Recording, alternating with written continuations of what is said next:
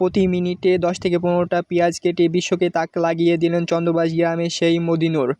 আমি প্রথমত হতবাক হয়ে গিয়েছিলাম এই পেঁয়াজ কাটার দৃশ্য দেখে। এমনভাবে পেঁয়াজ কাটছে যেন তুফান। এই মানুষটির কাছে একটি মেশিনও হার মানবে। কী জোরে পেঁয়াজ কাটছে একটু দেখলেই বুঝতে পারবেন।